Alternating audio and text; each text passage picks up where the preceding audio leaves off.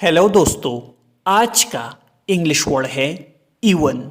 Even का क्या मतलब है, आइए सीखते हैं आज की इस छोटी सी वीडियो में। इवन का मतलब है हत्ता के, यहाँ तक के या हालांकि। आइए इस वर्ड को सेंटेंस में इस्तेमाल करते हैं। They had always gotten along even when they spared. वो हमेशा साथ थे, यहाँ तक कि जब वो झगड़ा करते थे।